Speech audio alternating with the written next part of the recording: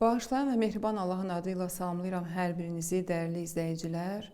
Bu gözəl və bərəkətli və əzəmətli günlərdə. Qədir Xum bayramı barəsində dünən sizə bir çox nöqtələri qeyd etdim. Və bugün də xüsusi bəzi nöqtələr var ki, onları inşallah ki, nəzərinizə çatdıracağım. Onlardan biri də Əli əleyhissalamla məhz Qədir Xum günündə xanımların beyyəti nə şəkildə olmuşdu, onu nəzərinizə çatdıracağım inşallah. Xatırladım ki, qeyd etdik ki, bu iki gündə həm bayram axşamında, həm bayram günündə müsəlmanların və xüsusilə də Əli əleyhissalamın vilayətini qəbul edən kəslərin yəni olduğu, çoxluq təşkil etdiyi məkanlarda, ölkələrdə bu bayram xüsusi ənənələrlə qeyd olunur. Və biz onun ibadi və ictimai əməllərini sizin nəzərinizə bu iki gündə çatdırdıq. Və hətta qeyd etmişdim ki, bu bayramı Qurban bayramından ta belə deyək ki, Qədir Xum gününə qədər, yəni 10 Zilhiccədən ta ki 18 Zilhiccəyə qədər qeyd edirlər və buna vilayət həftəsi, vilayət bayramı həftəsi adını veriblər və hətta bir çox məkanlarda bu bayram 3 gün ərzində qeyd olunur. Yəni bayramdan sonraki günləri də qeyd edirlər. Yaxşı olar ki, insan qeyd olunan bu ictimai əməllərə diqqət edirsin. Doğrudur ki, müsəlman cəmiyyətinin əksəriyyəti daha çox ibadi əməllərə nəzər yetirir. Yəni oruc, qüsul, namazlarını yerinə yetirmək. Düzdür, bunlar çox gözəldir və yaxşıdır ziyarətləri oxumaq. Amma Allahın ən bəyəndiyi nöqtələr və xüsusilə Qədir Xumda təkid olunan nöqtələr məhz ictimai əməllərdir ki, onların da sırasında bu günlərdə ailəyə, yoxsullara yetişmək, başqa insanların qəlbini şad etməyə təkid olunur. Və İmam Rıza əleyhissalam və İmam Sadiq əleyhissalam bu barədə çox faktlar qeyd edibdir, çox şeyləri əməli surətdə insanlara göstəribdir. Baxın, Qədir Xumda qeyd etdik ki, Peyğəmbərin son vida həcci idi. Yəni son həccindən qayıdırdı. Bu həcdə bir çox şeyləri müsəlmanlara öyrətdi və Allahın son sifarişi idi sanki Peyğəmbərə ki, sən bu sözü çatdırmasan burada olan insanlara, elə bu dəqiqə sanki sən heç bir Allahın buyurduğuna çatdırmamısan, insanlara təbliğ etməmsən. Təbliğ ayəsi barəsində də biz ötən dəfə danışdıq ki, Maidə surəsi 67-ci ayə idi və Maidə surəsi 3-cü ayədə də Allah Taala öz dinini təkmilləşdirdiyini məhz qeyd edir. İslamın haqqında vurğulayır. Amma tarixdə əsas nöqtələr, əsas məsələlərdən biri budur ki, nə baş verdi ki, həmin o Qədir Xum çölündə məhz insanların hamısının eşitdiyi və bir çoxunun qeyd etdiyi, yazılı şəkildə qeyd etdiyi bu hadisəni insanlar Peyğəmbər ölüm döşəyində olarkən, Peyğəmbər dünyadan köçməzdən öncə artıq unutmağa tərk etdilər. Baxın, tarix xüsusilə insanların ibrət götürməsi, nümunə götürməsi üçündür. Biz tarixi yaxşı bilmədiyimiz üçün, bəzən də diqqət yetirmədiyimiz üçün özümüz də həyatımızda bir çox xətalara və səhvlərə yol veririk. O yüzdən də tarixi, məhz tarixi hadisələrin ildönümlərində, günlərində oxumaq çox tövsiyə olunur alimlər tərəfindən. Məsələn, bugün əgər Qədir Xum günlərinə təsadüf edirsə, yaxşı olar ki, biz Qədir Xum tarixini, hadisəsini və Qədir Xumdan öncə və sonraki hadisələri bu günlərdə təkrar-təkrar oxuyaq. Buna da mütaliə və maarifə də vaxt qoyaq. Əlbəttə, mən tərəfdarıyam ki, ümumilikdə insan bir il boyunca, yəni öncədən proqramlı şəkildə bu işi görsün. Nəinki həmən gündə, həmən gündən məsələn vilayət həftəsi hesab olunursa, Qurban bayramından ta Qədir Xum gününə qədər özünə mütaliə proqramı qoysun və bu 8 günün içərisində məhz həmin tarixi hadisələri oxusun. Bilirik ki, Peyğəmbər ötən dəfə də qeyd etdiyimiz kimi son vida həccindən qaydanda Qədir Xum çölündə bu ayə nazil oldu və Peyğəmbər onu dərhal orada insanlara çatdırmalı idi, müsəlmanlara çatdırmalı idi. Və onların içərisində minbər qurdular. Əli əleyhissalamı tanıtdırdı, özündən sonraki höccəti tanıtdırdı insanlara. İnsanlar təsdiqlədilər və hətta bayram şəklində keçirdilər, təbrik etdilər orada. Və tarixdə qeyd etdiyimiz kimi bəzi mənbələrdə qeyd olunur ki, 17 min müsəlman iştirak edirdi orada. Bəzilərində qeyd olunur ki, 12 min. 12 min dəqiqdir. Əziz izləyicilər, 12 min az bir ədəd deyil, az bir miqdar deyil, az bir kəmiyyət deyil. Yəni söhbət 12 nəfərdən yox, 120 nəfərdən yox, 12 min insanın iştirak etdiyi bir mərasimdən və şahidi olduğu bir hadisədən gedir söhbət. Və orada hətta qeyd etdiyi ki, Əli əleyhissalamı təqdim edərkən əlini qaldırır və bu əli deyir, bu, yəni başqa əli yox. O bilirdi ki, tarixi təhrif edəcəklər, bilirdi ki, tarixi hadisələri dəyişdirməyə çalışacaqlar və o yüzden də bu şəkildə təqdim edirdi və onların eşidib eşitmədiyini soruşurdu.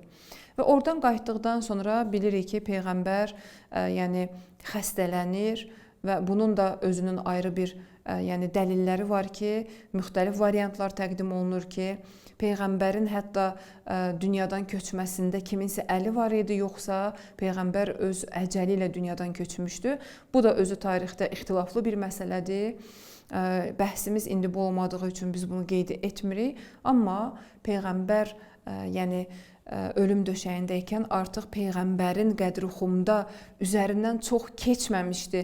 Vurğuladığı, sənədli şəkildə yazılan həmin o hadisələr, həmin Allahın ayəsi ki, Maidə surəsi 67-ci ayədə Allah Taala Cəbrail vasitəsilə deyirdi ki, indi bunu çatdır, əgər çatdırmasan, təbliğ etməsən, sanki sənin təbliğin puç olubdu bugünə qədər, heç bir şeyi çatdırmamısan və insanlardan qorxma, insanların şərindən Allah səni qoruyacaq. Bunu qeyd edir və özünüz də Maidə surəsinin tərcüməsinə müraciət edə bilərsiniz. İnsanlar bu ayəyə və Peyğəmbərin vəsiyyətinə xəyanət etdilər. Peyğəmbərin vida həccində Qədir-Xum çölündə onlardan aldığı vədəyə, Allahın höccətini, imamını tanıtdırmasına unutmağa tapşırdılar və xəyanət etdilər. Bəs bu tarixdən həqiqətən də biz ibrət götürməliyik. Və bir neçə nöqtəni çatdırmaq istəyirəm. Bilirik ki, Məhərrəm ayı yaxındır və Məhərrəm ayının da məhz İmam Hüseynin şəhadətə çatdırılması, Əyyam-ı Fatimiyyənin baş verməsi, bunlar hamısı nəyin nişanəsi idi? İnsanların verdikləri əhdə, sözə əməl etməmələrinin nəticəsi idi. Baxın, məhz Qədir-Xum hadisəsinə diqqətsizlik, Qədir-Xum hadisəsində verilən vədə, verilən əhdə vəfa etməmək səbəb oldu ki, Peyğəmbərin evinə, vəhy nazil olan evə, Əli əleyhissalamın evinə hücumlar çəkildi və Peyğəmbərin əziz qızının belə deyək ki, qabırğasını sındırdılar. Dünyaya gəlməmiş nəvəsini şəhadətə yetirdilər. Həzrəti xanım Fatimə Zəhranın qəlbini ağrıtdılar, incitdilər və həmin hadisələr demək olar ki, səbəb oldu ki, zülmün bünövrəsi qoyuldu. Bəs imamət məsələsinə əgər diqqət yetirsək, hətta biz bundan öncə də müxtəlif bəhslərdə Meyrac hədisinə də işarə etmişdik. Meyrac hədisində qeyd olunur ki, Peyğəmbər öz Meyracda, yəni Allahın ona göstərdiyi, Cəbrail əleyhissalamın ona göstərdiyi bəzi həqiqətləri xanım Fatimə Zəhraya və ətrafındakı insanlara çatdırır. Meyrac çox gözəl bir hədisdir, Meyrac hədisi.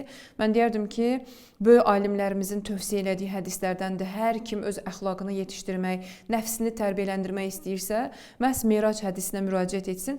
Meyrac hədisində Peyğəmbər vurğulayır ki, mənə Meyraca gedərkən behiştin və cəhənnəmin qapılarını göstərdilər və behişti və cəhənnəmi göstərdilər. Həmin behiştin 8 qapısı var idi və cəhənnəmin 7 qapısı var idi.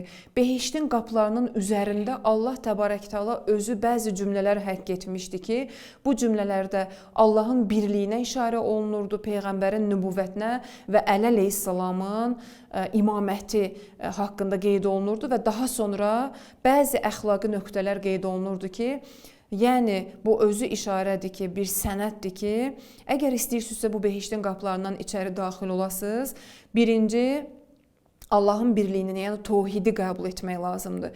İkinci növbədə nübüvvət məsələsi var. Yəni peyğəmbərin peyğəmbərliyini qəbul etmək lazımdır. Və üçüncü cümlələr bu cür həkk olunmuşdu ki, əşhədü ənlə əliyyən vəliyullah. Yəni Əli əleyhissalamın vilayəti də bu etiqadda şərtlərdən biridir və daha sonra sizin əməlləriniz önəm daşıyır. Sizin əməlləriniz behiştə getməyinizə, bu əməlləriniz behiştə getməyinizə səbəb olur ki, o barədə biz indi qeyd etməyəcəyik hansı əməllər idi. İstəsəz hədisin tərcüməsini araşdırıb, axtarıb öz həyatınızda tətbiq edə bilərsiniz. Bəs deməli Əli əleyhissalamın yəni vilayəti çox önəmli bir məsələdir. Çünki yer üzü heç bir zaman hüccətsiz olmayıbdı və peyğəmbərlərdən sonra və bizim peyğəmbərimiz son peyğəmbər olaraq gəlir və peyğəmbər də bu qədər ümməti öz başına qoyub gedə bilməzdi.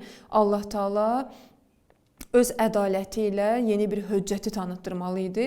O hüccətə düzdür ki, vəhy nazil olmur, amma peyğəmbərin bütün vəzifələrini öz öhdəsinə almalı idi ki, insanlar azğınlığa düçar olmasınlar. Və 124 min peyğəmbərdən sonra 12 imam təqdim olunur insanlara və peyğəmbərin qızı təqdim olunur insanlara hüccət olaraq. İnsanlar, yəni ümmət yenə də öz əhdinə vəfalı olmur. Baxmayaraq ki, 12 min şahidi var idi bu hadisənin.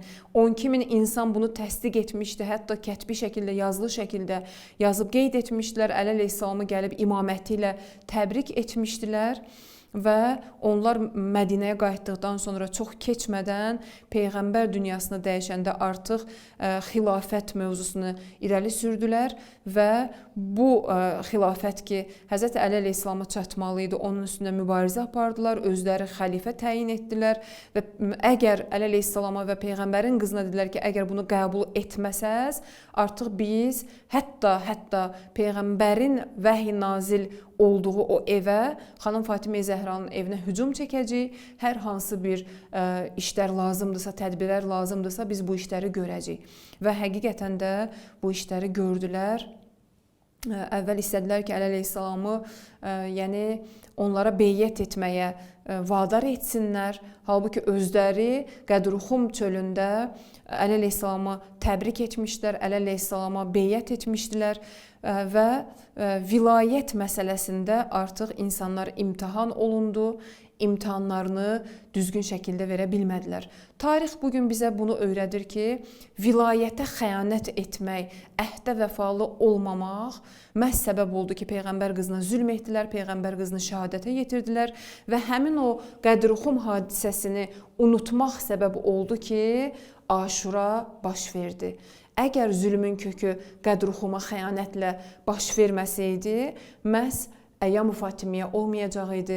Həzrət xanım Fatimə Zəhra şəhadətə yetişməyəcək idi. Bugün əlimizdə Əli əleyhissalamın təfsir etdiyi Quran olacaq idi və biz Quranı mükəmməl şəkildə, gözəl şəkildə başa düşəcəkdik ki, Əli əleyhissalam onu peyğəmbərdən sonra Quranı təfsir etmişdi. Elə bir Quran yazmışdı ki, həmin Quran indi hal-hazırda İmam Zaman əleyhissalamın yanında məhfuzdur, qorunur və İmam zühur etdikdən sonra bizim əlimizə gəlib çatacaq ki, o zaman biz həqiqi elmi dərk edəcəyik.